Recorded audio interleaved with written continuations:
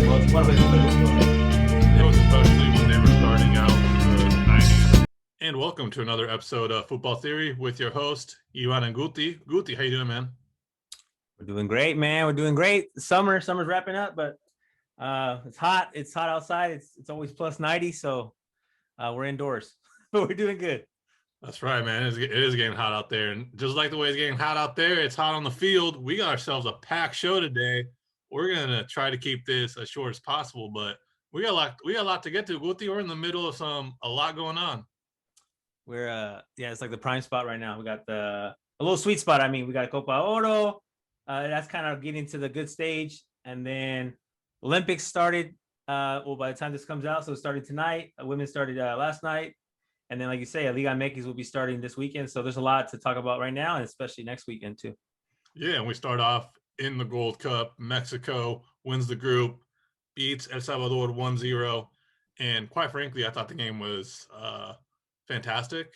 And for just purely in a viewing perspective, I think if you're the Gold Cup, people who run the Gold Cup, you go, this is what I want. This is exactly what I expect.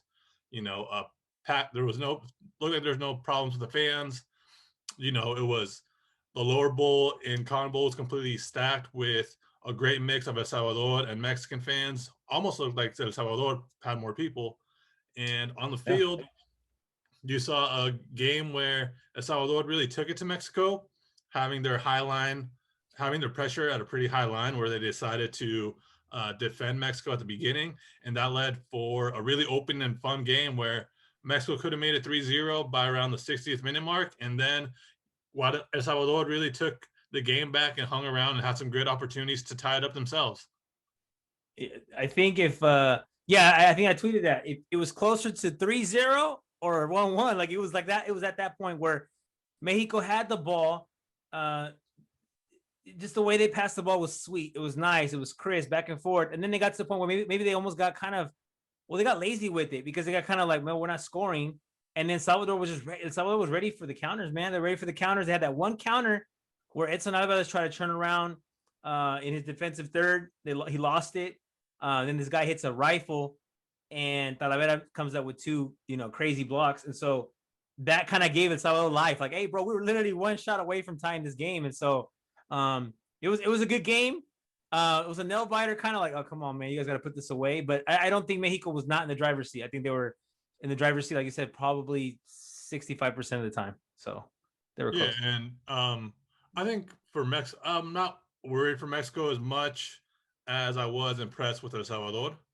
Because and I think I tweeted that because it's a lot of games right now for Mexico. Now they get a week break, so I'm not worried. I think they've gotten playing times, the rest and everything. They deal with a lot, even when they don't have games for tournaments like this, with all their commitments commercially and all these things. So I'm not worried for Mexico in terms just for this tournament. Again, I think for me, I was more impressed with El Salvador for a footballing aspect. They didn't sit back like Trinidad and Tobago did, or Guatemala either. I thought the ref did a good job of sending a message early in the game, an early yellow to kind of try to settle everything. I don't think it worked as well as he thought or as well as he hoped, because there was times where Mexico just kept getting kicked, and then they kind of took it, and then they kind of equaled it back. But overall, I think I'm very impressed with El Salvador, and I think moving forward they have a great chance of having a little run this tournament, given what we've seen so far. Not just in this game, in the other games too, where they really took control of the early games too in their group stage, where they were already qualified by the time this game kicked off. Yeah, it was kind of hard for them to get. I guess for them, they were kind of at a different stage where like they're already qualified. They've already hit that goal. First of all, being in the tournament, right after like history they've had, like coming, not coming. They're in the tournament. They get the qualification, which is obviously their first goal. They probably wrote down the whiteboard, and then so now the Mexico game is not that important to them as far as like we need this, but they also were like, dude, this is an opportunity for us to like beat Mexico. This is the time we could beat them. This is the chance we got. And I mean, obviously player for player, I think Mexico probably still has more experienced players and players playing in higher places, but that doesn't matter when it comes to the field. Huge shout out to Hugo Perez, who's the El Salvador coach, who actually resides here in Northern California. I think he was in Vallejo most of the time. He coaches youth soccer. He's been around. I've seen him in Sacramento many times coaching youth teams. And when he was part of the U14 national team here for the United States, he recruited a lot of Latino, or Mexican American, or maybe, from other countries as well for the national team. And so I know some former players of mine ended up playing at those levels because of him. So huge shout out to Hugo Perez, who, has an eye for talent, right? And is went back to his native country. He did play for the United States national team in the 90s, but going back to his native country, kind of showing what he could do with a very limited roster. Being able to convince Zabaleta, right, which is Grant Vanny's, I think his nephew, from Toronto, right, and a bunch of other guys who have some kind of Salvadorian descent. So who shout out to him? I think his nephew is the young cat that was really good, Joshua Perez, who's playing in Spain. So he shout out to Hugo Perez, and I think I'm hoping that the U.S. national team, well, they probably won't, but I'm hoping the federation open their eye and be like, this is the kind of coach we had in our ranks. See what he could do with the limited roster. Imagine what he could do with, United States. So he shout out to Hugo Perez for sure. Yeah, and expanding now in a bigger sense of the tournament, I thought there's for El Salvador, they have something interesting where the World Cup qualifying, they might not be able to host the first couple of games because of COVID protocol and what's happening in that country. But for El Salvador, you just seen in Dallas all weekend, not just the Mexico game, but all week they were there, huge numbers and huge crowds for them. Yeah.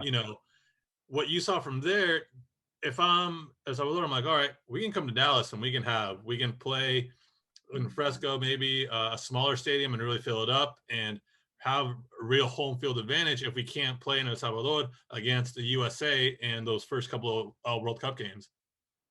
Yeah, and they have a huge fall. Like I said, the following was there. I think another big hotspot, just because I'm very, very familiar with it, is the Bay Area.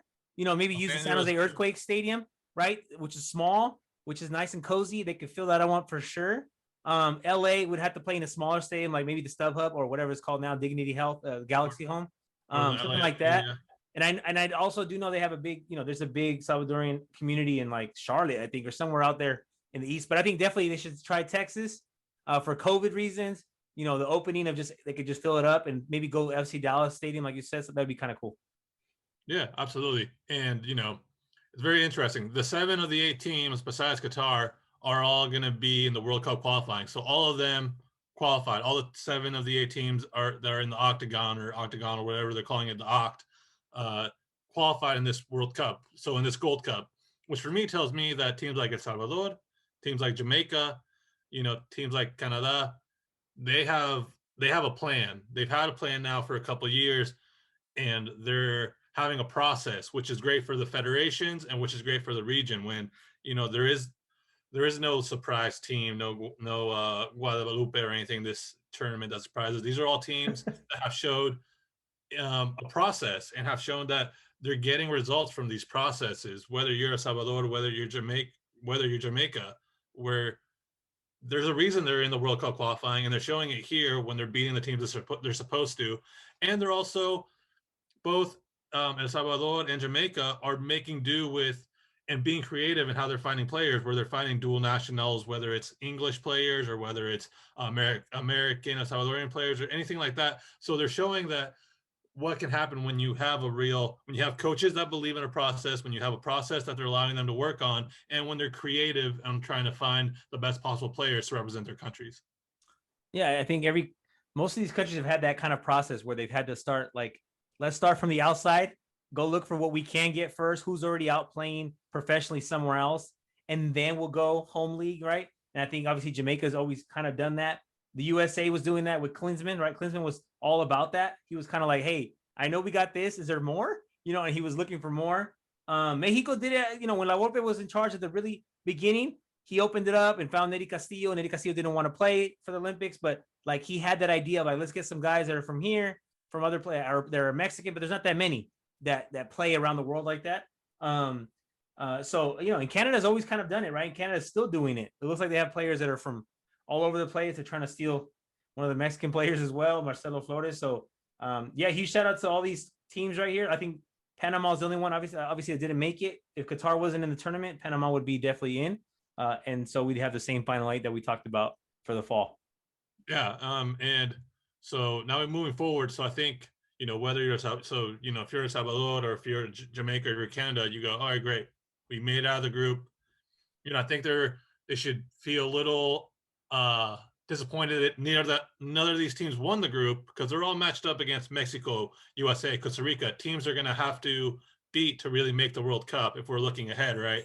So these are opportunities for them to take a chance at that, build confidence not only for the tournament but for when World Cup qualifying starts too, right? Yes, I think your dog also believes that too. Yeah, no, Archie is a big believer. He's backing me up on that. He also believes that this is a great opportunity for these teams. But now we're looking for the quarterfinals. We have some really good matchups. Yeah, we do. Yeah, and like looking at the matchups on Saturday, you have Qatar, who has just been fantastic all tournament long, scoring 3 goals a game, averaging 3 goals a game. We talked about the Asian champions. They were Copa America 2019. They're showing they're no joke. They won the group, and they face El Salvador, which is a really tasty matchup when you consider everything we just mentioned about El Salvador. Dude, they're dope. And I mean, will this kind of go back to people say CONCACAF is the worst region?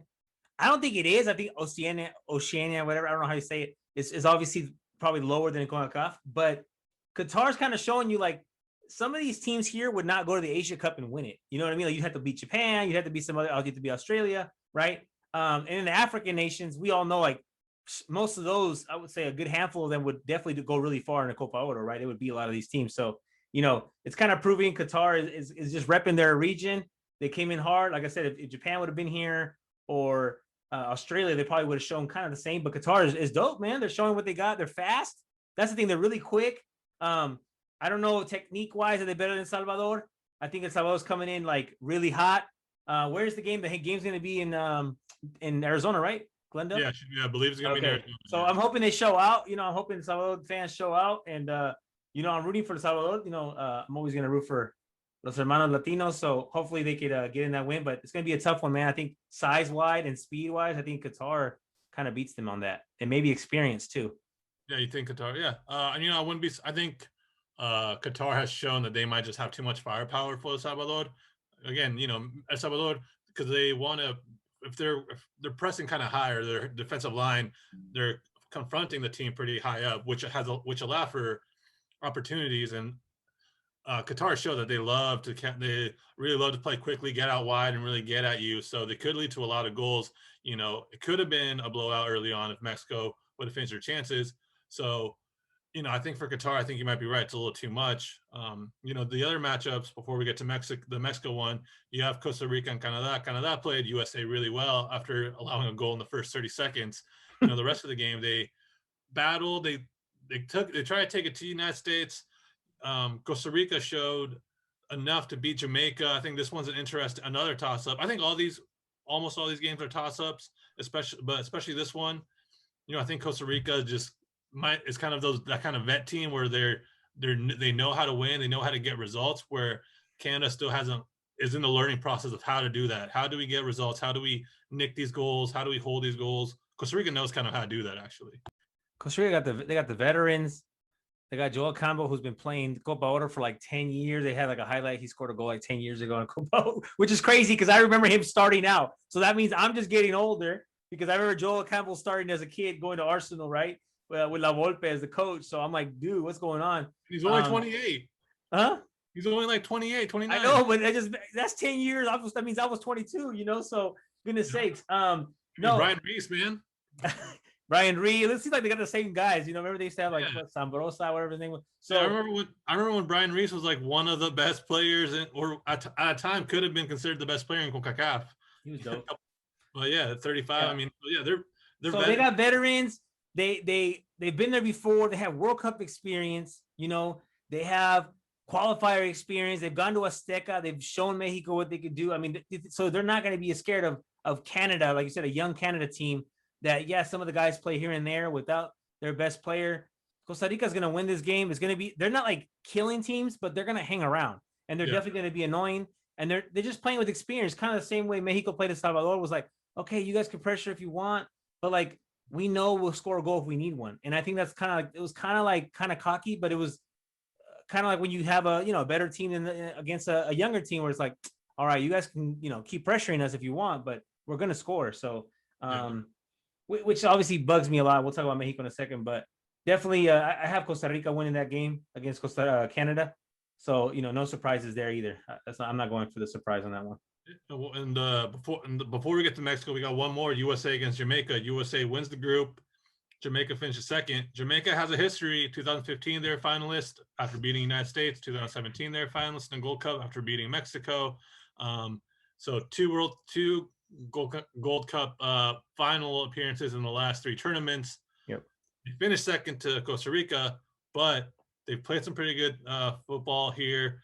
Do they have enough to beat USA? Because this is the one where I think they can, because I think they're going to play with confidence because they've done it before. The coach has been there before. He's beaten USA before, so he's going to have these guys ready and focused, I think, to really send a message, especially after that Costa Rica defeat. I don't think. Yeah, this is the time. I was going to say I don't think they're better than the United States.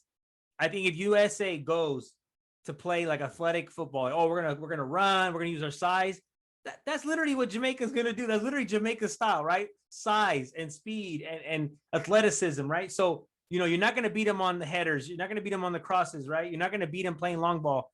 You're not going to run by them, right? You're not going to just run by them like they did against some Canadians. So I do believe that Jamaica, I don't think they're better than the United States squad, but they're going to hang around long enough. And I don't know, man, I can see them win, like you said, too.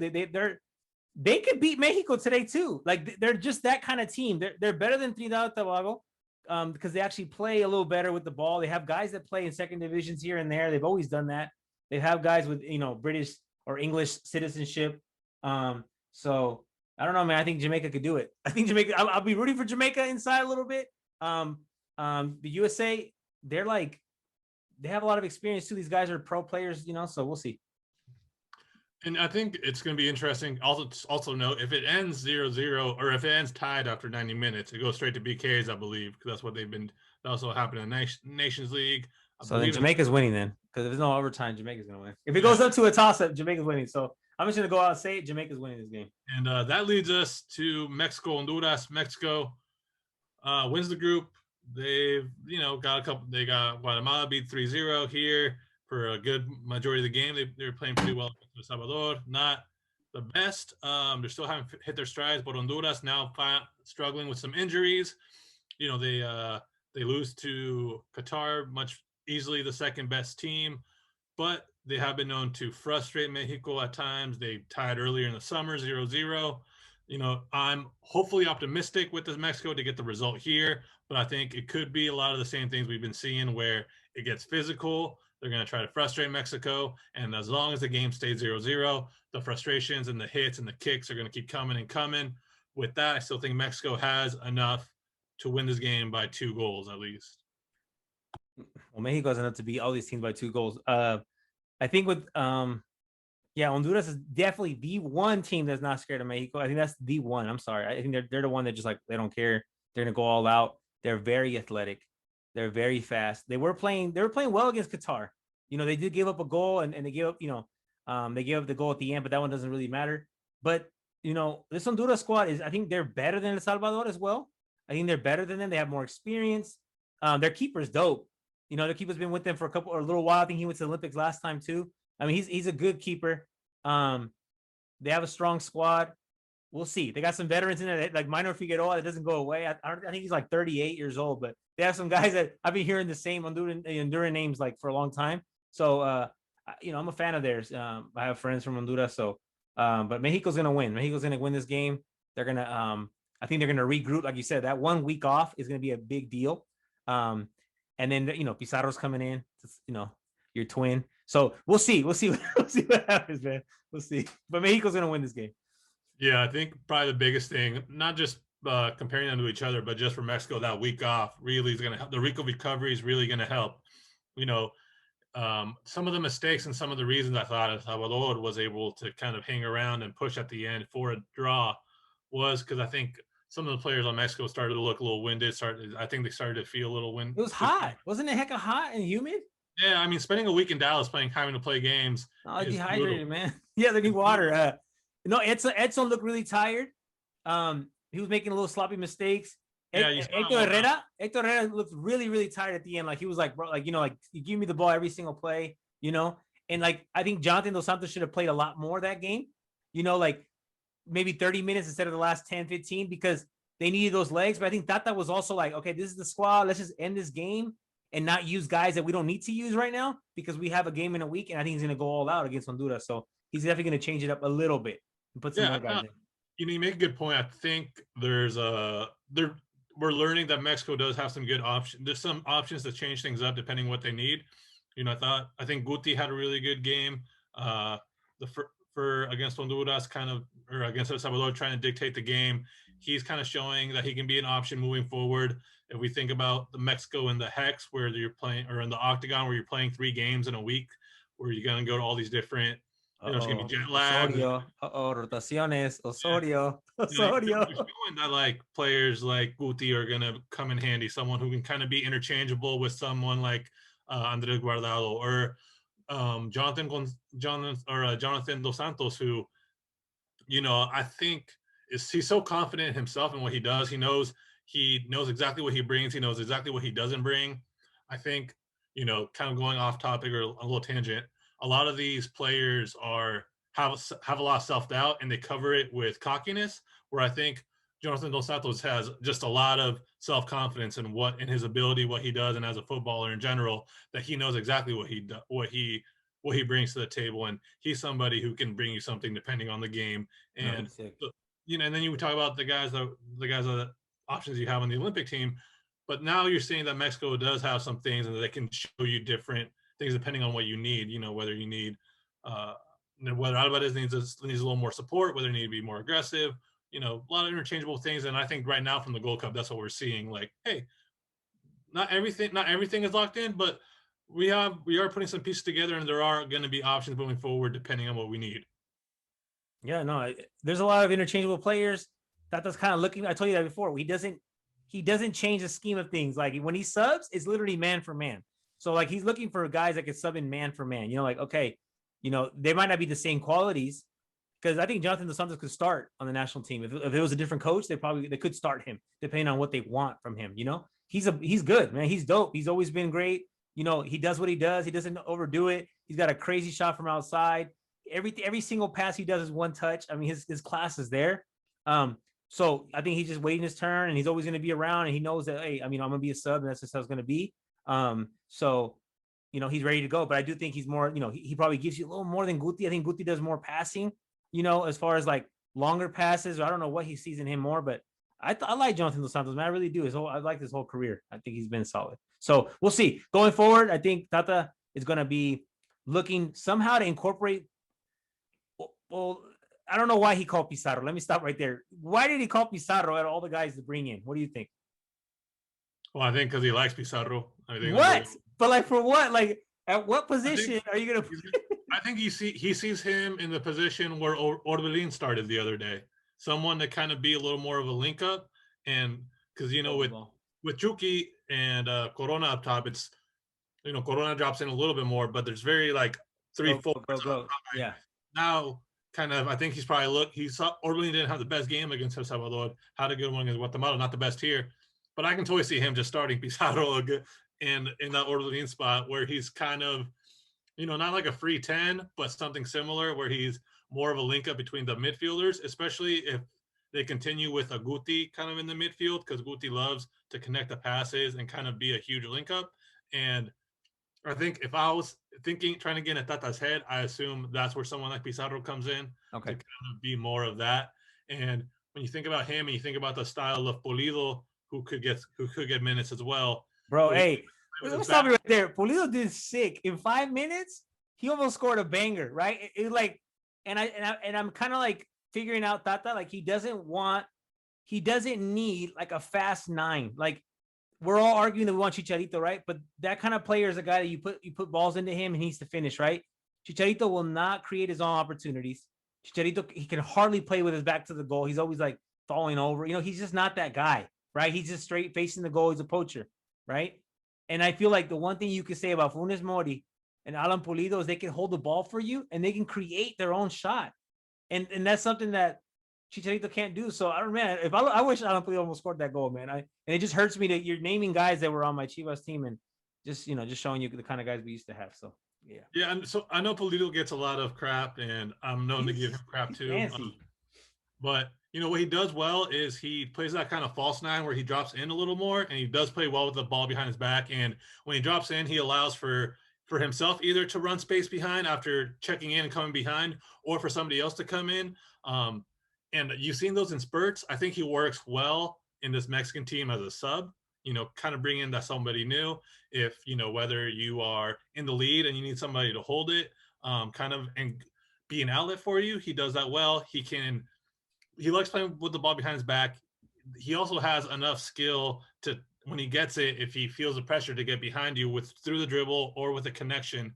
So I think I wouldn't be surprised if against Honduras you see Pulido and Pizarro get like 15 minutes. So all you're missing is Almeida, and we got Chivas 2018. You know what I mean? Because weirdly enough, their styles do complement each other well, because Pizarro likes to play within those spaces, those connections where he can drop into space, and then Pizarro checks in, he can play it off to Pizarro, and then Pizarro can make a decision on what he wants to do depending on the movement that Pulido when Pulido receives the ball, making the decision depending on the movement Pizarro makes or anybody else. So I think that's why, and you can I'm almost talking myself now into, I can see it now, because I can you try to talk yourself into it. And I'm not trying to knock Pizarro. I love Pizarro. Obviously, what he did at club level, but right now he's not doing anything. So I'm like, what are you talking about? I was thinking more like Santi Jimenez, right, from Cruz Azul, a little young forward, give him an opportunity to get in there, get some minutes, but he's not. That's what I'll say. I don't know. Are you calling someone because you wanted him to begin with, or are you calling him now because you see what you need? And I think he's calling him because he sees what he needs, right? Like, oh shoot, this is what I do need right now. Yeah, because I think he's only playing with he's playing with one center forward, so he has one now in the backup, and so now he's seeing the option of if it's not Orbelin, and it also shows that probably Efrain might be struggling a little bit to make the adjustment to the higher level, because after the Trinidad game we haven't seen him since. So maybe in practices they're not seeing enough from Efrain to feel comfortable putting him in the starting position like that either. So which is why we question why he went to the Copa Oro to begin with. But yeah.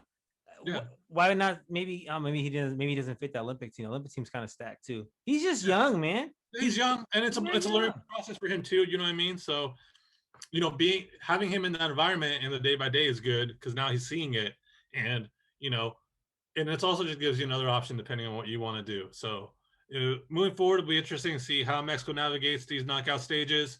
Honduras is not a gimme. I think we both feel confident that they should get the result. I think Mexico is still the favorites, but I think this Gold Cup's been very competitive, and I think this knockout stage is going to be as competitive as I can remember all 1 through 4 games that we've had in a while.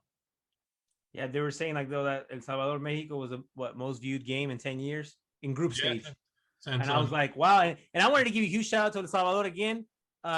Huge shout out for showing up to the stadium. Huge shout out to their coach, everything they did, because I feel like that's what CONCACAF needs. We need all the teams to be in the process, to be trying to go to the World Cup, to be turning the page and trying to change things up, and not just going with the same old. And so this is better for Mexico. This is better for CONCACAF. This is way better for Gold Cup, to actually watch a game that's like, oh shoot, the best team might lose, And that wasn't the only. Hey, Panama, Honduras was lit too. Those fans. That was a good game. That was a good game. Panama, all their games were dope. They don't deserve to not qualify, because the Qatar was 3-3, right? They lost to Honduras in a tight one. Panama was kind of in a tough group in that regard, because they didn't know what Qatar was going to bring. So they don't really deserve to not qualify to the next round, but I guess one of them has to go back. So I think Panama was better than this Canada team, to be honest. I really think they were better than this Canada team. The Canada team is winning these games, but look at their group. You know what I mean? Like, I don't know. Haiti, and then Martinica. Like, Martinica was a walk in there. It was a walk in the park for everyone. So Panama didn't have that opportunity. Well, the good thing is we have about a little over a month before we get to see all these teams go at each other again with something bigger on the line. And where a tie is good, right? Where people want to get a tie at home, right? And by November we'll have 8 games played, so we'll see everybody go through everybody once, and a game after that, one more game after that too. So, if we're looking at the bigger picture, like talking about World Cup qualifying through this Gold Cup, the fact that 7 of the 8 teams made it through and Panama didn't go out, like a whimper. They were battling too. I think that, this makes it exciting. And same thing moving forward with these knockout stages. Not only do you win and progress through a tournament, you're also sending a message later on in a couple of weeks or in a couple of months where where you're battling for something even bigger too. And, So, and a lot of teams are going to bring different guys, right? Because a lot of these teams have different guys busy with certain situations. You got a team like Jamaica, Jamaica, who's got guys, like Antonio for West Ham, who has decided he will play for Jamaica, who they didn't call him so he could do his preseason with them. But you got guys who are going to be playing. Alfonso Davis is coming from Canada, right? Mexico's bringing the Olympic squad, players from the Olympic team. People that are injured. Have all their guys. You think the Davies boys from Canada are going to be back as well. So Navas should be back for Costa Rica. You hope. So it's only just a tease of what could be even a very exciting World Cup qualifying. So But I will also say I think you're going to get some better games right here, only because some teams are opening up, and I think getting into the qualifier, Mexico on the road in Jamaica, like they might park the bus. You might see teams park a bus, and we're going to be back to the same old, trying to get 1-0 wins out of the way and whatever it means. And so we'll see. The qualifier is all about points, right? So 1 point's here. They're good. They're okay with 1 point. So we'll see. We can talk about that more in the future. I will say that Mexico at home, I think you'll see that a lot. Mexico on the road, I think, because it's going to be so competitive with all these teams having to get points at home. Those are going to open up a lot more for you. I hope so. Especially because they will all have confidence that they can get the result they need at home. So I think that'll open up more. But we can get to that later. That's our Gold Cup. That's our Gold Cup right there. I think we've both been excited with what we've seen and excited for the knockout stage. Yep. Next, we'll get ready for the Olympics. We got Mexico, France kicking off the Olympics. All right, welcome back to Football Theory. We're going to move on, keep it with Mexico, but now we're going to Japan as the Olympics kick off. Guti, by the time the recording of this comes out, Mexico will play France. How excited are you for the Olympics to start for this U23 roster, U23 team, this tournament? I've always been excited for age-restricted tournaments. Like I've always liked the U17, the U20s. I just like them. I like to see there's like a different vibe to it, right? Younger guys trying to prove themselves.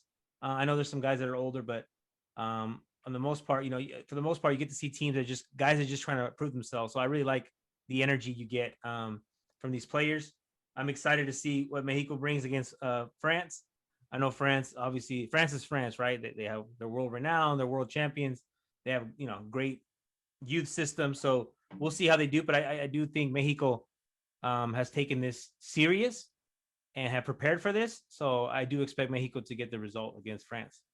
Yeah, looking at the bigger picture, a tough group, I think. You got the host nation, Japan, who's bringing in, who has a good squad as well. You mentioned France, to Gignac leading the line, a very good youth system where they're able to funnel players to get a lot of little one experience at a young age. So, great opening match for them. You got South Africa going through some COVID things, so that might be the one game where you can definitely get 3 points. But it's a great group for a competitive nature of it. Games go back. You get one game, you get 2 days rest, 1 game, 2 days rest. So the games come fast. And so there's not a lot of recovery time in terms of physically or mentally. I'm with you. I like this squad. I think this is a good team. I think it's a better team than 4 years ago. But always in these youth tournaments, on paper, it can look one thing. You never know until it actually happens, especially because the process for all these teams are so, not random, but they're very difficult compared to the senior teams getting set up for a tournament. Yeah, because the FIFA doesn't, they don't support it. So you got, you got last time with Mexico, you're like, oh, they're going to just copy it, send some players here and there. But it's the decision making by the club owners to say, you know what, you can't take all my players. You can only take this one or this and that. And I don't think this time around, I don't think there was any of that. I actually think Jimmy Lozano had to make some really tough cuts of some really talented young guys. They're like, are you kidding me? Like, You don't want this guy, So I think it's going to be a very competitive team. They only can take 18 guys, right? Obviously. Well, I think 22 for this one because they expanded it for the They COVID. expanded it. Okay, I remember last time was 18, right, or something like that. It was really Usually is okay. 18. All right, well, 22 guys. It's not as they can't take the 3 keepers, right? They only took 2 keepers, right? I think you take 2 3. keepers. They got 3 on there. Yeah. Oh, so you can do that now. So they totally changed it from last time. But you see the Jimmy Lozano had to make decisions like, he wasn't going to take Macias. So Macias faked an injury to come home, not get cut, and then also last week, 2 days ago, go play in Getafe. So you got guys like that. You got guys that I think should have been there that aren't. I think Santiago Jimenez is a solid forward that would have done just as fine. And I don't think you had to take Henry Martin, but that's just me. But I guess they felt then this, I don't know. There's some backdoor deals going on here of sending certain players from certain teams, and I don't want to mention them because I might work for them one day. So yeah, that's what's going on. We know how Mexican soccer works a little bit. So what I like about this roster is that you kind of look at the roster and you can say, oh, this could be the starting lineup or this can be the starting lineup. They're really, there's so many options, I think, which is really good. And now also there's going to be good options off the bench. You look at the attack, Martin's probably going to start, but then you go as the Vega, and then on the other side you go Antuna. I mean, you have to start Diego Lainez, I think. So you have all these options of how you want to attack. So I think, which is really good. Same thing in the midfield. What trio of midfielders do you want to go to? Are you going with Alvarado? Are you going with Cordoba? Are you going with Romo? You think Romo's going to start because he's the overage guy? What's the combinations that you're going to try to figure out, and what's going to work, what's not going to work, and can you adjust in such short time? I think all the overage guys are going to start, right? They're there for a reason. Their clubs are probably like, hey, you're taking them to play, right? So they're going to be there. Romo's definitely going to be playing right away, and there's already rumor of him going to Getafe and other places. When the rumors start, right, he could be leaving soon, and he should be leaving soon. Martin's going to obviously start. Henry Martin's going to have to start. Obviously, that's what they brought him for. And then obviously obviously Ochoa is going to be in goal, right? So you got the main guy. But I'm really excited. I love Johan Vasquez, center back. I think he's solid. I like him better than Cesar Montes, but Cesar Montes is also doing really well. And like some of these guys, you could plug them into this Copa Oro team, and we would have had maybe the same result, maybe a little better, but not worse, So I'm excited to see that there's another group going, that we have another group that's actually playing, they're active, and that makes the pool even bigger. So you got the 20 guys in Copa Oro, the 20-something guys in Japan, and a couple guys that are injured, not playing. I mean, that's a decent pool, like 45 players that Tata has to call. Yeah, absolutely. I know. I mean, when I was speaking like midfield combinations, I didn't even mention Carlos Rodriguez, who, Charlie, player when he's on, hasn't had the best summer and didn't have the best season, but when he's on, he's playing great. So what's the, for Jimmy, he doesn't have a lot of time to get it right. And I think that's going to be the biggest thing. Can you get the combination right depending on what the team needs? Can you have how much do you need to rotate or make adjustments to game to make sure everybody's fresh? Because again, these games come in hot. It's almost 6 games in 2 weeks. Not a lot of, maybe a little more time, but not a lot. 2 weeks and a half is pretty and much. The first 2 games are the toughest one. You got France, which is like no joke. They're taking the series. They're bringing Guignac, they're bringing Tavin, so they're bringing some World Cup veterans from their squad. And so the good thing in Liga México is they know who he is, right? They know who Guignac is. They're not going to be shocked at what he does, but he can do what he wants to do. Hopefully they could contain him and the way he plays up there as a veteran. And then the Japan team, I mean, the good thing is there's no fans, right? Because that Japan game will probably be packed, yes. Right? So It's like Mexico got kind of the worst draw as far as who you're playing first. But I think, like I said before, we can't shy away from the big competition. We play the best. We got to beat them. And that's how you get through that group. Imagine you get through this group playing those 2 tough teams. I mean, then you have a clear-cut way to go to the final, man. So we can't be scared to play like some of these European teams right away. I think if Mexico gets out of the group, semifinals are a minimum especially when I look at the draw, because they match up against Group B, New Zealand, South Korea, Honduras, Romania. So funny. Mexico could have easily been in Group B because and you don't want to be in that group because I feel like Mexico lets their guard down. They let their guard down. So if they get out of this group, and I don't think it'll be easy, but I think they can, and I think they have good a chance as France and Japón to get out of this group. I think it's gonna be competitive, but it sets them up perfectly for a nice run to at least the semifinals. I think, and that's what I expect from this team, and from what that's what I hope, and that's what I expect when I look at the talent on this team. Yeah, and last time in 012, I can't even think of 2012. I can't even think of the European team that they had to play. Like I don't even remember. I just know they had to beat Japan. They beat but I see obviously they beat Korea Gambia. in the semifinals. They beat Senegal in the quarterfinals.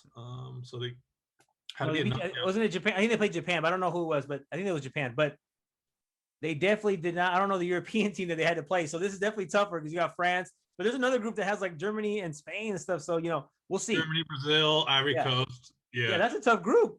So I'm excited. I think I'm not excited about the time because it's going to be 1 o'clock in the morning our time. So I'm planning to go to bed by 10. Try to wake up maybe 1. Maybe watch like the first half, see how it's going. If it's not a good game, I'll go back to bed. Yeah. So I mean, yeah. So we'll see. We'll see what happens. I think it's exciting, at least, especially more soccer. I think we both have good. We expect a lot from this team. High expectations. And quickly before we end this segment, what are our jerseys going to look like? How confident are you on the jerseys? Because this has turned into like the great mystery of what we're going to be dressed at, what we're going to be dressing, what we're going to be wearing. First of all, is that Ling Ming? Is that where's that brand from? China, I believe China. Okay, so that totally goes off everything that I thought, because at least I understood last time, Atletico was a sponsor because they wanted to in 2012, right? I know in 16 they were Adidas, but I'm like, okay, you're going to support your local brand, right? So I'm like, I'm all for that, because it's like, we know Adidas does not sign the deal for the Olympic team, right? We know that that's not how it works. So you go and get a Chinese brand to outfit the Olympic team. It kind of goes against what we're doing, right? It doesn't make any sense to do that either. So in that case, like, why can't Adidas, who has a great relationship with the Mexican Federation, why can't they outfit the entire Olympic squad? Like, why can't they outfit everyone? You know what I mean? Like, I feel like someone's missing the link there. The uniforms are very basic, very whatever. Literally just a Mexico flag on them, and it's like, I mean, I know it's not about the uniform, but it's like, bro, this is the entire. We're talking about the entire Olympic squad. Like, what's going on? And then we saw yesterday that the softball team gets to wear Nike. So now we're totally confused about why they're wearing that and not wearing what they could be wearing, or why the entire Olympic team is not wearing one brand. Yeah, right. Because these Olympic what teams, or Olympic Delegation, the delegations. They have no relation to the soccer federations, right? Correct. So that's why you see the USA jerseys just have USA instead of the emblem that we're used to. That's why the Brazilians, and that's why the Mexico one just has that Mexico logo on it. But yeah, this jersey thing is just so really weird, right? Because you're right, Athletic sponsored all of them in 2012, and now this, probably this company offered them more money so that to outfit them, so they have, I know, like in swimming for the United States, they'll wear like Speedo or something different instead of Nike, even though Nike usually dresses all their athletes. But it's very interesting. I don't know why Adidas can't just outfit the national team, because they did in 2016. I know you have to make some weird dramatic changes to them, like you have to take away the stripes, Right. And maybe, but like, like you're telling me that maybe the jersey is just too lit. That pink jersey is just too lit for. No, and I don't agree that we should wear the pink one. I don't think we should wear the pink one for the Olympics. Like, that's cool with our national team. That's kind of like whatever, we're doing our thing, and Italy wears blue, whatever. But if we're gonna go to the Olympics, like, let's wear the colors. Because how you have to like dress it down a lot and like take away the stripes and everything, and you got to take away the stripes on jerseys. Maybe that pink jersey is just too lit for, and they couldn't simplify it enough for the Olympics. That's what I think. That's your theory. My theory is there's some backdoor deal we don't know about that we know probably happens, and I'm very concerned of like why Federación Mexicana cannot get on the phone and like somehow get him, because like at the same time too, like, we're taking the pro team for soccer, right? There's a lot of pro players, so I know that's obviously the eyes are on that, and I really do like that the Mexican like newspaper and the magazines are not posting the soccer team. They're posting the weightlifters. They're posting the boxers. That's cool. That's what we're supposed to do for the Olympics, is individual sports too. But I feel like there should be some kind of like, some kind of unity of like, okay, dude, we got all this money. let's support the Taekwondo team. Let's support, it's like high school sports, right? The football team pays the bills for everybody else. So like, can we find a way to just give them a little bit of money so we're not going there looking like, some junior college team? They dressed up our boys in the boxes in the back in the storage unit. Like they didn't in these white with blue shirts that. Dude, that's what I don't get, because they're warming the training kits were like navy blue shorts. I'm like, all right, dude, look, I don't know what you're doing. Like my brother actually had the 2012 jersey. Those were clean. They had a little design on the side. It was kind of like holographic. I didn't love them, but they were clean enough. Yeah. No, they were clean. He has the red one. It's pretty nice. Like for being an Olympic jersey, it's like, okay, it's cool. It's not better than the soccer one, but I do think there's got to be some kind of like, because you've seen it before. Ana Guevara, the Mexican track star, she's talked about it a lot. Like how, and the other athletes have talked about it too. How like there's no money for the Olympic Committee. Like the Olympic Committee does not support these athletes, and I think that's bad for the country, for the sports. So we've got to support the Taekwondo. We got to support the weightlifting. We got to support the wrestlers. Diving, baby. Huh? Diving. We got to support diving. Mexico's they're really good. Yeah, we're always good at diving, swimming, whatever it may be. We got to support that, but not just saying it and not just like, oh yeah, we support you.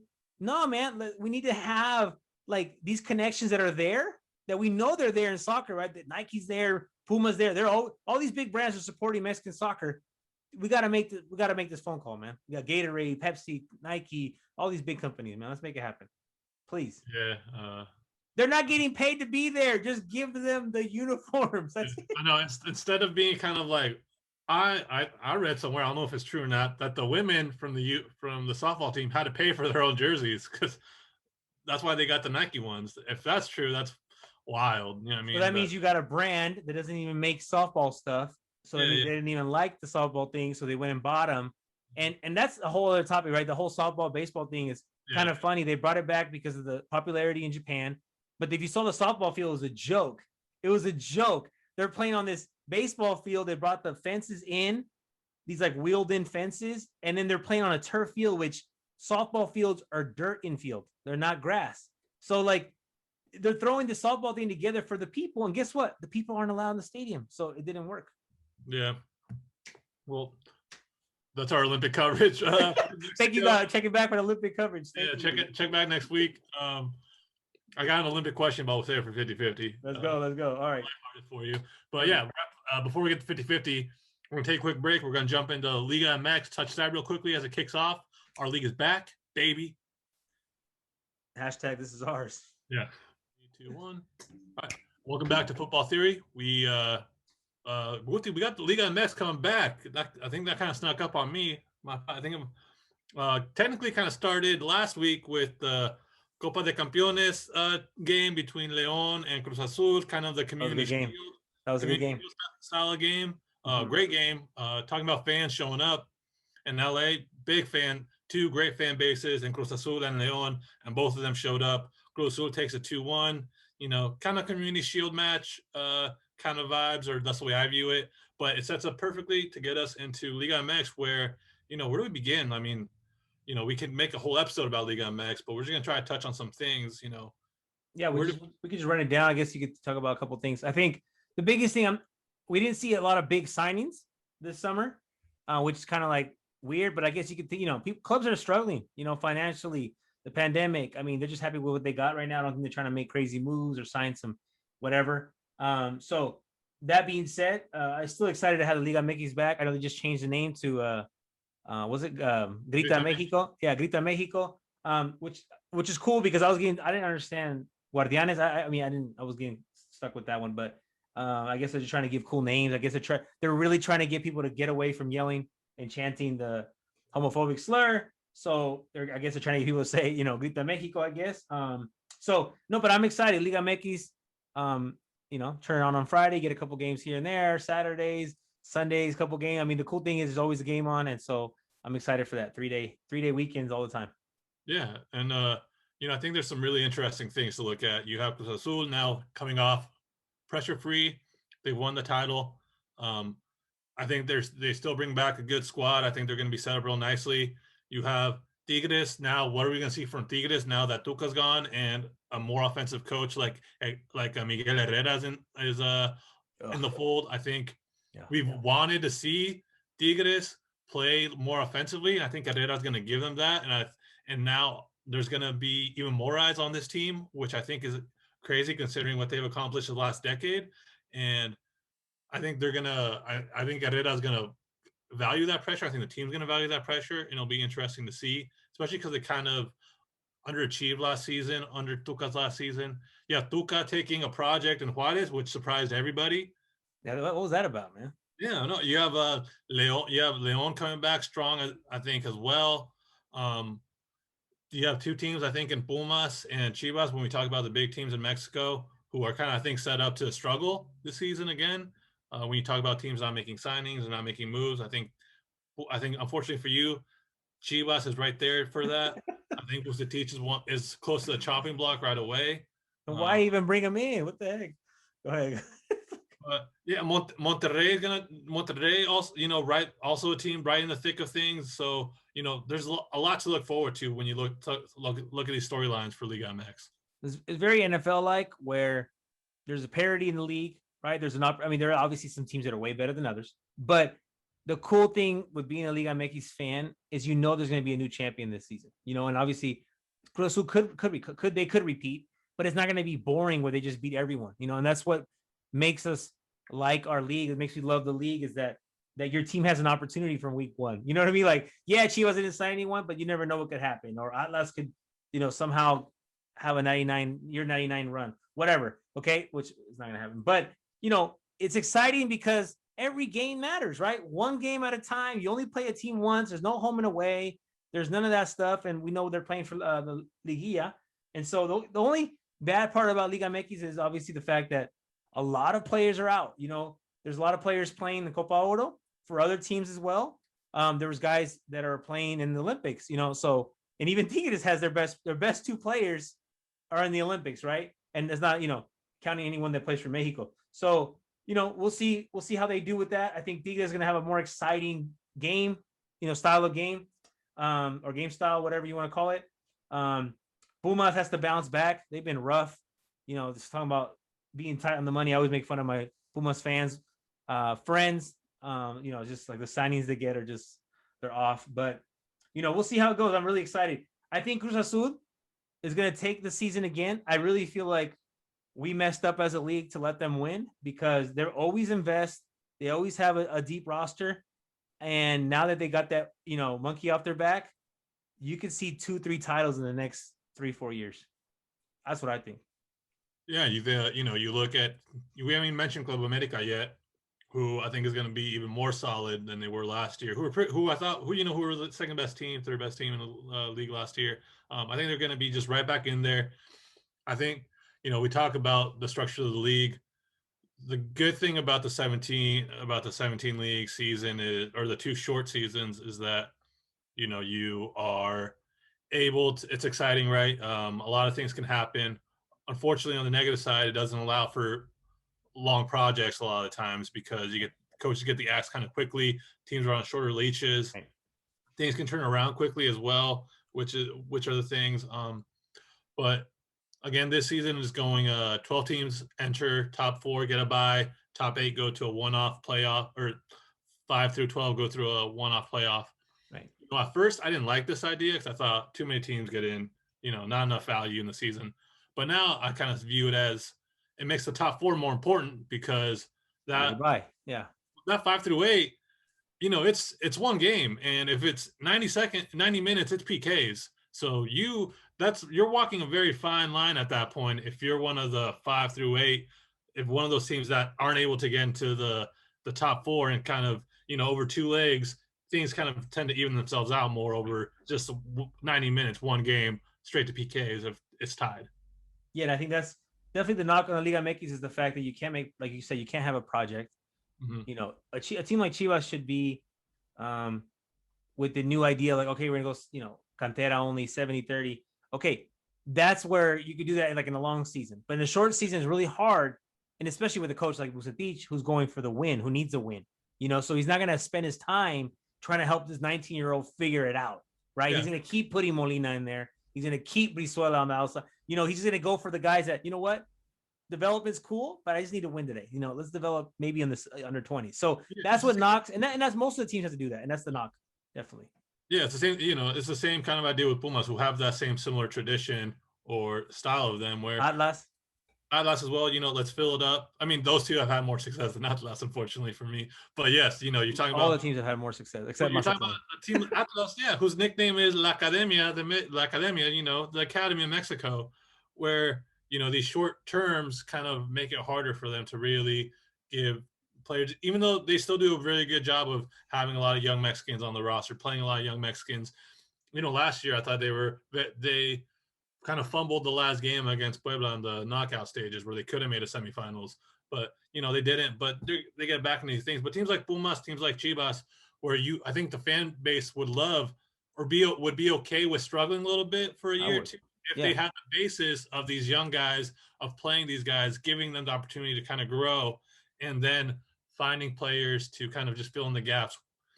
And a team that actually does that pretty well is Club America. They do actually do a pretty good job of getting players in, giving them opportunities, and then buying players to just fill in spaces instead of it being kind of, let's Whatever. buy Yeah. a bunch and then fill in the other way. They kind of actually do a good job of filling in with what they have from their academy, and then finding players to plug in, which is kind of impressive.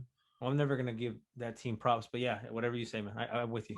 But I'm never gonna do it. But yeah, no, I do see what you're saying. I do think it's all over the place. I think the problem with like my team or even Atlas, because I'm not a huge Atlas hater. I do like to see them do well. I grew up, loving a lot of the players they did have. They did come out of their academies. Osvaldo Sanchez, Pablo Pardo, Danny Osorno, Mexico's Rafa Marquez. the only captains coming out of Mexico since 2002. Jared Borghetti, guys that came out of there where you're like, okay, those are my dudes. So I do respect the development part of that. I do think teams make the mistake and they're like, oh, let's win now. And so they go buy 3 or 4 foreigners that aren't up to par. They get a coach that's not into it, whatever it may be. So there's all kinds of messes going on. But I do think the Liga MX is going to start making changes. Obviously, they have that stupid Leagues Cup they just started. They got Copa MX they need to bring back, get going again. So with those different tournaments, the idea is that they have more opportunities for the young guys to play. Because you're hoping that Coca Champions, right? Different little things. I guess they were saying their goal is to have all 17 teams playing an international tournament, right? That's their goal, to have them all playing. So you have the guys in CONCACAF, you got guys playing League Cup, you got guys playing in some other baloney cup they're going to make I up. think they might bring back. They're in talks to come back in La Libertadores as well. So Well, after what happened yesterday with Boca, yeah, people are acting like that's new. Like, oh, you see how Boca's acting? Like, wait a minute, you mean where their head coach spit on Bofo's face and nothing happened to him? Like, you act like you know what I mean? Like, I don't know, man. That's a whole other episode, but we'll see about that. yeah, but I think there is something that the league can do to get better. Unfortunately, they're never going to go back to a whole year, to a whole season. 34. There's just too much money to be made in these two short tournaments, especially once you get into the playoffs and crown 2 titles. It makes it interesting because you never know what can happen. Teams that are traditionally been really well are a little bit not transition, but we'll see. We're going to see something new from Tigres that we haven't seen in a while. You know what I mean? It's going to be fun to see that. They're going to be successful. I mean, Piojo's I don't like him. I don't like him either. I'm not really I'm not a huge like Piojo fan, but he's a successful coach. He knows how to win games. We have a team like Santos who talk about a team that has a project and kind of knows what they're doing, and under the radar of the bigger teams. They were semifinalist finalist last season too, and they've continuously have been right in the thick of things. So it's and when the other thing, you have those goods, you also have kind of like the bad of it. You have Necaxa who struggled last season. You have Tijuana who's kind of trying to figure themselves out again. Querétaro looks like they're gonna be in probably one of the bottom teams as well. How can they get out of it? How can I mean, especially after a year where there was not a lot of money going around and these teams are struggling. What do we expect from teams like that? I don't know. We're gonna see. I'm excited to see. I'm excited just to get started, get it going, see some games going, get the guys back in there playing, and then see. It's gonna be fun because now it's qualifier time. So now you have guys like Roger Martinez, guys that play in South America, the guys that play in CONCACAF, and so they're going to be being called to the national teams on these breaks. So you're going to have these guys kind of being overworked a little bit, but also the pressure's going to be on. Like Funes Mori can't have a season where he scores 2-3 goals because then Tata can't call him anymore. He's going to have to be stepping it up, and Funes Mori's going to have to go back to scoring 8-9 goals. Whatever it may be. So it's going to be fun. I got Cruz Azul as champion, and I have let's just in the final. I don't even know how the bracket's going to end up, but we'll just put Tigres in the final. I have Atlas winning, and as much as I wish, I think they'll be good. I think they'll be in the thick of things. I think, they found a little consistency last season. I hope that continues. I see them kind of being that 6, 7, 8 spot. But I like I don't know, for storyline purposes, I like a good Club America Tigres final right now. Yeah, Piojo. Yeah. I mean, skill wise, obviously talent wise, those are the top 3 teams right there. We just named them, Cruz Azul and those 2 other teams. And obviously you could put in, like you said, Santos has done really well. Toluca's always strong. Pachuca, Pachuca's cool. We'll see. But I'm gonna go out there and just say Cruz Azul. And it's always one of these things too, where like very, very few of the teams are consistently strong all the way through from beginning to end. Usually, you get 1 or 2, 3 teams who kind of take the lead in the front, and then the rest is kind of this continuous battle because you kind of, teams start off hot, cool down, teams will cool down, get hot. Consistency sometimes isn't there. So it'll be interesting to see, I think Leon is also going to be right up there. Even though they lost Nacho, I think Leon have a great opportunity. Well, from what we saw from them on Saturday, they're going to be right in the thick of things as well. So, a lot of good quality, good 10 teams from 1 to 10 who are going to be right in the thick of things and feel confident. It'll be interesting to see how it plays out. But, that's why we got this league. And it's, it's our little league in Mexico around compared to the world, where there's some really great things and sometimes not some good things. But that's the fun thing about it. We get to see it pan out in this manner. Yeah, I'm excited. We'll see. So let's go, Liga MX, and hopefully they continue to have a strong league, and it's gonna be a lot of soccer this week, starting tonight, right? We got to stay up late, watch Mexico, Francia, and then this weekend watch Copa Oro, and always at the same time Liga MX. So it should be good. Yep. All right, 50-50. 50-50. Let's roll it out. I'll let you go first. All right, so 50-50, right? We throw out a topic, something that happened or it's going to happen, and the other person will decide if play on, right? There's no foul, it's good to go, or he sends it to the VAR, right? We send it to the VAR, and we've seen the VAR make huge disasters this week. So we'll send it to the VAR, and they could just kind of like a toss up. I don't know, IDK, and then red card, or no, thank you, that's not a good. So yeah, my first topic is I was gonna go with this one. I was gonna let you go first, but what do you think about Boca? Reacting the way they did, trash in the locker room. Marcos Rojo had a fire extinguisher. I mean, what are your thoughts on that? Talking about Mexico going to that kind of tournament. I mean, what is going on with that? Well, I mean, number one, VAR in South America is horrible. Like, I thought VAR in CONCACAF isn't good, but VAR in CONMEBOL is atrocious. Like, what are they doing? I mean, it's so just gives you like such a dirty taste in your mouth when you see what's going on. But you're right. This isn't the first time. This isn't the second time Boca has done or has reacted in a certain way. I remember against River, they got disqualified because they pepper sprayed, the fans pepper sprayed the River players through the tunnel. The little gate, that was crazy, man. Yeah, that was crazy. I mean, it's sad that it's continues to happen in this regard, and it kind of shows you the balance between passion and just like stupidity. Because Argentines love to tell you how much passion they have and all this stuff and all, but there's a line, and they've crossed the line. They're perpetual line crossers. You know what I mean? We're talking about a league that doesn't have the best reputation. We're just a couple of years removed from the atrocious Libertadores finals where they couldn't even play the second leg of it between River and Boca. They had to play in Santiago Bernabeu. I forgot about that situation. I'm going back to before those days. You were going like 2004. I'm going back. So things haven't changed in 15 years, Yeah. So, I mean, they're not Como won't like suspend them or do anything, you know what I mean? Because they're one of the attractions of South America. World, yeah, they love Boca. Yeah, they're one of the attractions of the world. I mean, it's about, but this is a club that has done a lot of things that have given black eyes, and nothing kind of gets done. Right. You know what I mean? I mean, what? And so red card there, red card for the VAR that led up to this. You know what I mean? Like, what are they even doing? You friggin' Yeah, red card to Conmebol for sure. yeah. Oh man. All right, go ahead, hit me. What you got? My 50-50 is women's USA soccer. They got trounced this morning 3-0 by Sweden. Is this something they should be worried about? Are we the women's tournament is a little set up differently, 12 teams instead of 16, so 8 go through. But what's the worried scale if you're USA women's into the Olympics right now? 3-0 to Sweden.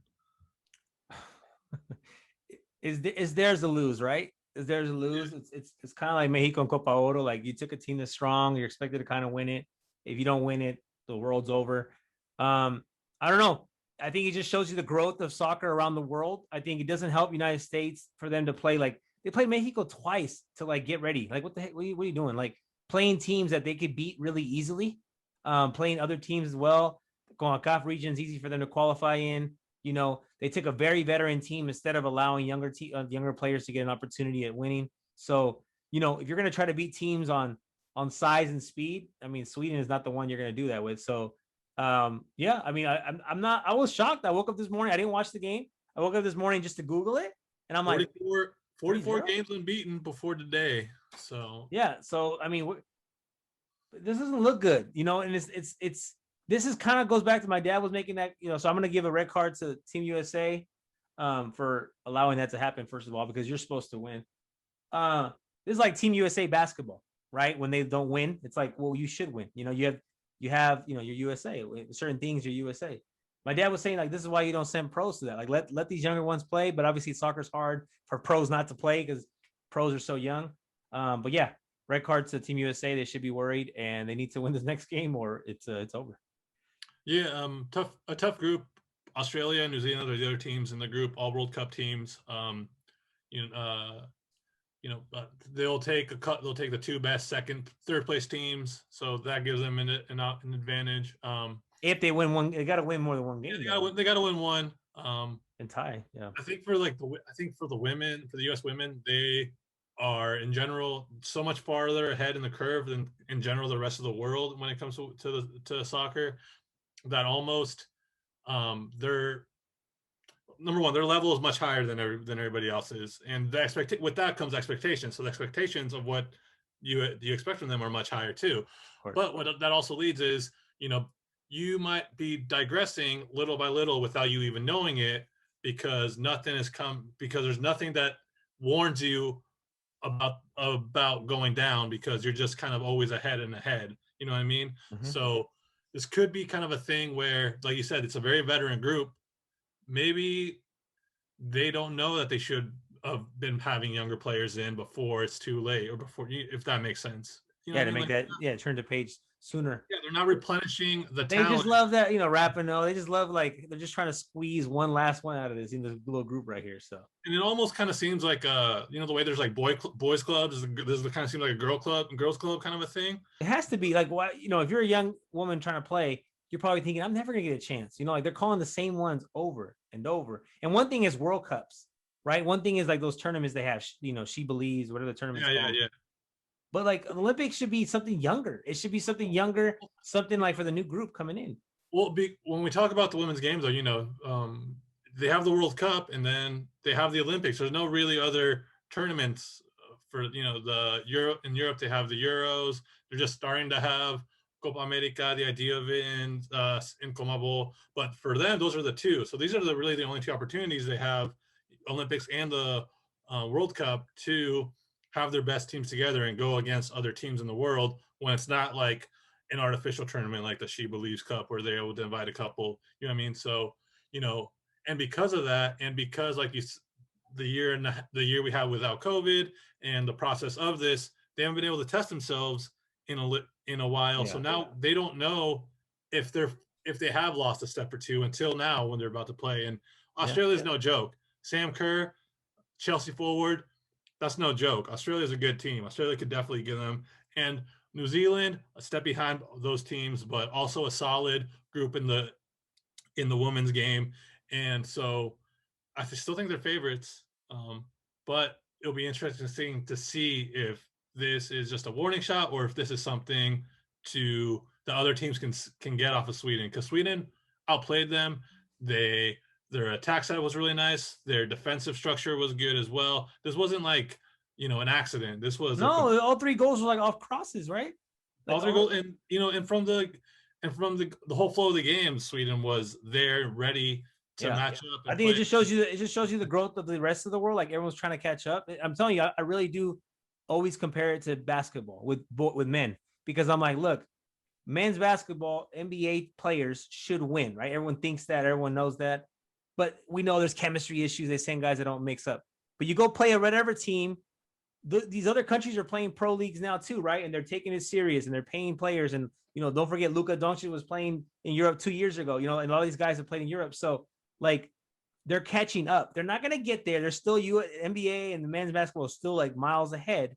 But this kind of shows you the same thing where theirs to lose, right? And if you do lose, everyone's like, bro, what the heck? Like, and this is kind of goes back to the U.S. Liga. I don't think U.S. has the strongest home league for women. I think Europe has some stronger leagues as far as like what they're doing with their teams. And we talked about the last episode where they piggyback it with the pro team, so, we'll see. There's going to be they definitely had a little talk, and hopefully they can turn it around. We'll see. Yeah. They have to win. Yeah. I think you've definitely seen that, especially after the last World Cup. A lot of these elite clubs in Europe really putting an effort and allowing them to, whether it's Chelsea or Arsenal or Bayern Munich or Wolfsburg, Paris Saint-Germain finally knocked off Lyon and France for the first time in 14 years. So there is, and they're making their own culture for these elite teams, which is great. Brazil, Barcelona just went undefeated in La Liga, and a big part of that Spain team. So the rest of the world is catching up right now. They're just taking the model. It's theirs. First of all, it's the world sport. They're taking the model they're using with the men's, and they're going to run with it, and they're going to catch up, because the U.S., we have so many things going on here with the men's first division and the second and third over here, and then you got fourth over here, and then the women's have 2 leagues. Like, there's no cohesion, right? You know what I mean? And so the rest of the world, yeah, they do only have 1 federation and 1 league, but they're like at least tying it together. You know what I mean? So that's going to help them. Yeah. So so I mean, that's my 50-50 red card with you for the USA. It'll be interesting to see for them how it goes on moving forward, because there are definitely some teams in this tournament that could knock them off and give them not only Sweden, but definitely you look at Holland, you look at Australia. Japan's always strong too, right? Japan's in the tournament. Japan World Cup champions in 2013, finalists in 2011, finalists in 2015. So home field. So we'll see. Yeah, so we'll see, definitely. You got another 50-50? Yeah. What do you, let's keep it soccer. What do you think? Like, do you like that in the men's tournament they allow 3 players over 23? That's what was your thought on that? I mean, is it needed? Is that needed? I mean, it's not needed because, if anything, it's just a natural progression of the U17 World Cup, the U20 World Cup, and I got essentially the U23 World Cup. So I don't think it's needed. Why they set it up this way, who knows? The Olympics has, Olympics is, we talk about FIFA being corrupt and having all these problems, all these things. The Olympics are just as bad. You know what I mean? Just because it's soccer all day, every day, and it's around, every year, we get caught up on its hypocrisy and its, shady deals. Olympics every 2 years likes to come around and just remind you that they're just as hypocritical. They're just as shady. They have no idea. They're just as disorganized. So why they do it, I don't know. Okay. So it's a red for me. Okay. All right, man. Well, I guess that wraps it up, right? Or you got nothing? You got one more? Huh? Hit it. It's Olympics. Are there any Olympic event that you watch that you will become a master of, or you think you're like the freaking best judge of it after watching one day of it, where you're like, I know exactly what I'm looking at? for example, for me, it's diving. I watch diving, and after one thing of diving, I'm like, oh, that's too much splash. You got the judges thing down. I Yeah. never liked any of the ones with the judges. I don't watch. I don't understand them. I don't get them. I do swimming because I used to swim. I do think I'm like, oh, he messed up, man. That was a slow turn. Oh, that's a bad start. Because the little things that I know, track, I love to watch. I think I'm an expert on it. I never ran track before, but at least with swimming, I could see like, well, he's breathing too much, or they picked his head up too much, whatever it may be. The turn was slow, so I guess swimming would be the one that I watch. I feel like I'm an expert every 4 years. Yeah, mine's diving. Yeah, watching too much. All you gotta say is too much splash. Too much splash. Like, that's the right. I'm amazed by every single diver there. I'm like, that's dope. Like, no. Oh, that synchronized diving when they're rolling at the same time, man. Incredible. Or the one where like they're facing backwards and they still do the dive facing the board. Like, that's ridiculous. Like, you're gonna hit your head, bro. That's crazy. Yeah, that's right. Well, there you have, folks. We got a swimming expert and a diving expert with you on Football Theory. You know it. So that wraps it up this week, Guti. A lot going on. There's going to be a lot going on next week. We're just going to keep on out here chugging along. Any final words? We're over 100 downloads now. So I want to shout out everybody who's been working with us. Let me run the number right now. But make sure you're following us on Instagram, football_theory, on Twitter, right? We're very active on there personally as well. All our links are there at the end of the episode notes. And the biggest thing, a lot of my friends hit me up, they listen to it. Send us a little comment, somewhere. We'll read it, the Twitter, whatever it may be. You could like the show, you could hate it. Just let us know how we are. But yeah, we're at a total of 110 downloads right now. So we're chugging along, like you said, 110 downloads. So hopefully by next time, we hit the 150 mark, maybe. Oh yeah. Thank you guys for listening. Tell your friends about it. We appreciate it. Thank you so much. Guti, I'm always appreciative to you. You do such a good job on all the social media and everything, doing all the editing. You're the man. Appreciate you, and appreciate everybody else. Hug your loved ones. Love you guys. Thank you. All right, we're out. It's kind of like, it was especially when they were starting out.